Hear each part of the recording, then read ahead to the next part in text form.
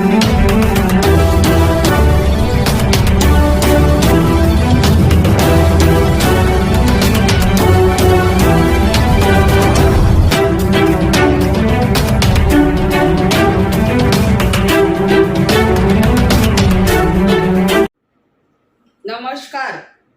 PCR news मध्ये मी रंजना पाटील आपले हार्दिक स्वागत करते। उल्हासनगर 3 मध्यवर्ती रुग्णालय मध्ये 14 मे रोजी इपिलेप्सी फाउंडेशन यांच्या सहकार्याने मोफत आकडी फिट फेफडे चिकित्सा शिबिर आयोजित करण्यात आले। या शिबिराचा नागरिकांनी घेतला लाभ। आपण जाणून घेऊया या विषयावर अधिक माहिती। ठाणे जिल्हा अधिकारी माननीय श्री अशोक शिंगारे साहेब व मुंबईचे डॉक्टर श्री निर्मल सूर्या साहेब, civil surgeon doctor Shri Manohar Bansode साहेब यांच्याकडून। चला तर पाहूया एक नजर PCR न्यूज। बातमी तुमची, नजर आमची।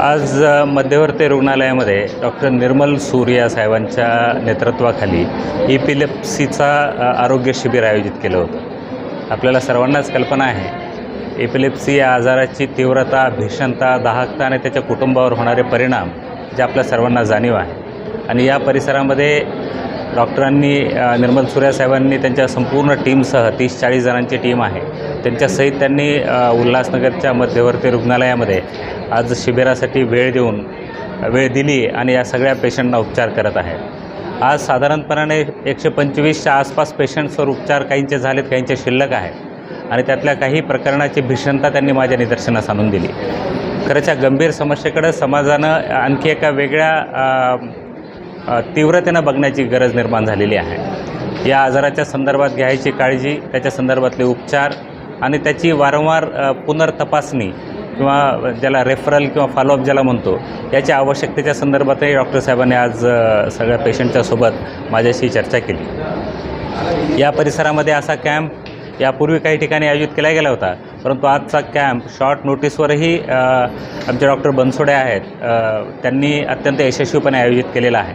काही लिमिटेशन्स आहेत इथल्या इन्फ्रास्ट्रक्चरचे, परंतु डॉक्टर निर्मल सूर्या साहेबांची वेळ मिळणे, त्यांच्या टीमची वेळ मिळणे हे आपल्यासाठी, उल्हासनगरवासियासाठी आणि एकंदरीतच ठाणे जिल्ह्यासाठी आनंदाची बाब या अर्थानं आहे की या पेशंटला अत्यंत चांगल्या आणि अत्युच्च दर्जाची उपचार पद्धती यांच्यामुळे मिळालेले, मेडिसिन्स मिळालेले आहेत.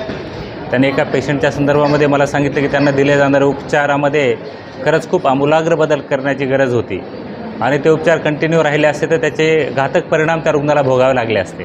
ते त्यांनी आज दुरुस्त करून त्यात सुधारणा करून त्यांनी दिलेल्या आहेत. त्यांनी मला हाही विश्वास व्यक्त केला की त्या पेशंटमध्ये निश्चितपणानं सकारात्मक आणि गुणवत्तापूर्ण सुधारणा त्यांची येत्या काही दिवसात होणार आहे.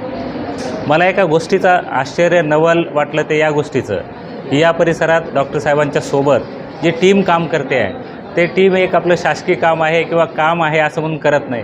त्यांच्यामध्ये ओसंडून वाहणारा उत्साह, त्यांचा इनिशिएटिव्ह हा खरंच वाखाणण्याजोगा आहे. ज्यांना एपिलेप्सी नाही असे इथं मदत करणाऱ्यांची संख्या जास्त आहे. त्याचसोबत आश्चर्याची आणि आनंदाची बाब अशी की जे एपिलेप्सीचा उपचार घेत आहेत आणि तो उपचार घेऊन त्यांच्यामध्ये सुधारणा होऊन आपल्यामार्फतही दुसऱ्या रुग्णांना त्याचा लाभ व्हावा याच्यासाठी स्वयंप्रेरणेने येणारे रुग्णही या कॅम्पमध्ये आहेत, त्यांच्या सपोर्ट टीममध्ये आहेत, सपोर्ट सिस्टममध्ये आहेत. ही आनंदाची बाब आहे. एवढं असताना आपल्यासारख्या जी एरवी निरोगी समजली जाणारी जी आपण आहोत त्यांनी आणखी याच्याकडे जास्त तीव्रतेनं, जास्त गांभीर्यानं बघण्याची वेळ आलेली आहे.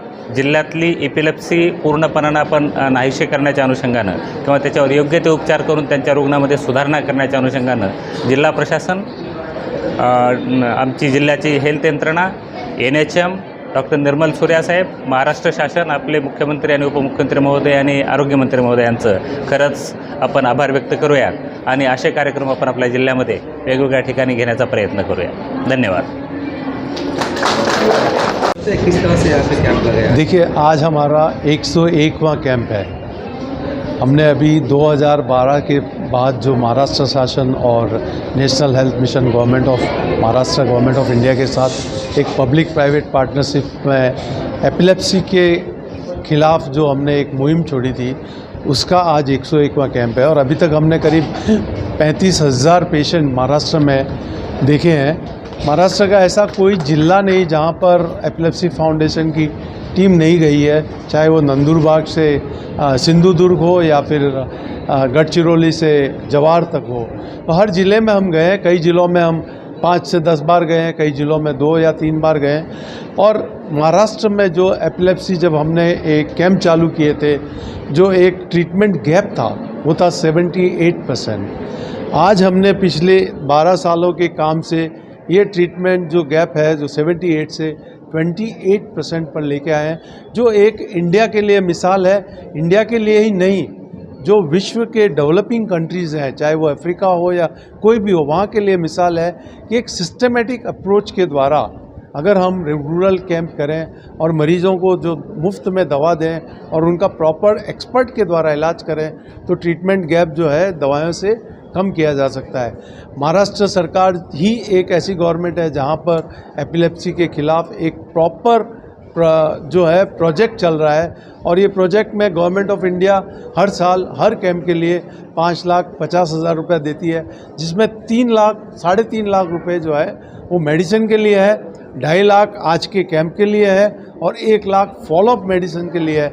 इसका मतलब ये है कि 3 महीने की जो आज मरीजों को दवा मिल गई है उसके बाद भी वो यहाँ पर आकर रेगुलर दवा ले सकते हैं. महाराष्ट्र गवर्नमेंट इस साल रीजनल एपिलेप्सी सेंटर चालू करेगी, जिसका फंड गवर्नमेंट ऑफ इंडिया से ऑलरेडी आया हुआ है.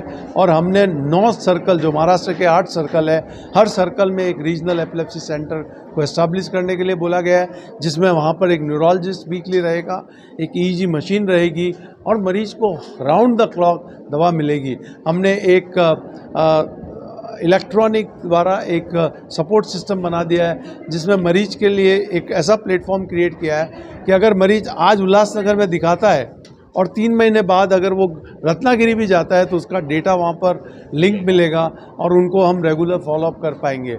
हम आज के कैंप में जितने भी मरीज आए हैं काफ़ी सेटिस्फाइड हैं, सारे एपिलेप्सी के मरीज हैं. और आपको मैं ये बता दूँ कि एपिलेप्सी जो है वो एक ब्रेन की बीमारी है, जिसमें ब्रेन के अंदर एक हाई इलेक्ट्रिक एक्टिविटी करंट जो है वो दौड़ता है, और जब वो करंट ब्रेन के अंदर दौड़ता है तो मरीज़ मूर्छित हो जाता है, हाथ पांव टाइट हो जाते हैं और वो कुछ सेकंड से मिनट के लिए बेहोश हो जाता है, क्योंकि ब्रेन एक तरह से सुन्न हो जाता है। जैसे ही वो ब्रेन वापस रिकवर करता है, स्वतः मरीज़ अपने आप होश में आ जाता है। तो ये इम्पॉर्टेंट है कि ये एक मस्तिष्क की बीमारी है, मरीज़ मूर्छित होता है, और इस मूर्छित अवस्था में अगर आप उसके मुंह पे कांदा लगाते हैं, जूता लगाते हैं, या मुंह में पानी डालते हैं, या उसको पकड़ने की कोशिश करते हैं, तो ये अच्छी बात नहीं है। उससे मरीज़ का नुकसान हो सकता है, क्योंकि अगर मूर्छित मरीज़ है, आपने मुंह में पानी डाला तो वो फेफड़े में जाकर उसकी सांस बंद हो सकती है। अगर उसके हाथ पांव टाइट हो रहे हैं, आप उसको पकड़ने की कोशिश करते हैं तो उसको फ्रैक्चर हो सकते हैं। तो ये सब चीज़ें हमने अवॉइड करना चाहिए।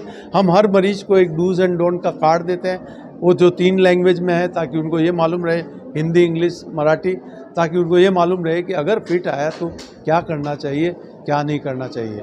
मेरा एक ही आपके माध्यम से लोगों को बोलना है कि ये मरीज़ जो है नॉर्मल है।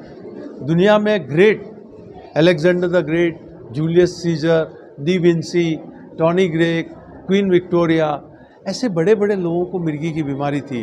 तो आप ये ना सोचें कि मिर्गी की बीमारी एक मंद बुद्धि के लोगों की बीमारी है। ये होशियार लोगों को भी बीमारी होती है, और वो 2 मिनट अगर आप निकाल दें तो वो और आप में कोई फ़र्क नहीं है। इसलिए इन मरीज़ों को सबसे इम्पॉर्टेंट है सही डॉक्टर के पास जाकर उनका निदान करें और तुरंत दवा चालू करें, क्योंकि एक दवा लेकर 70% मरीज़ बिल्कुल ठीक हो सकते हैं अगर इलाज जल्दी चालू किया जाए।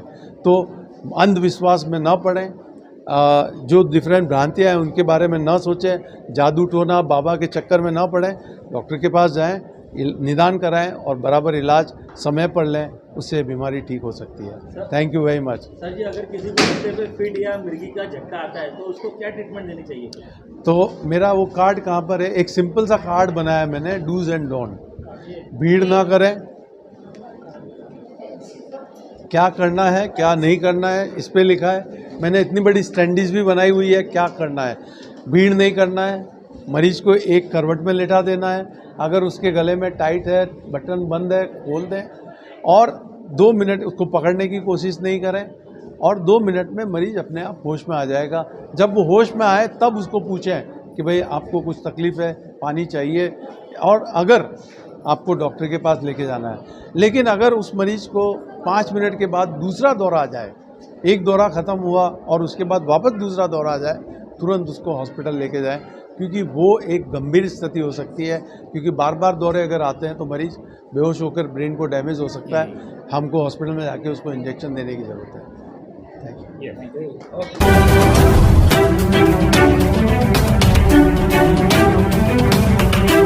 यू।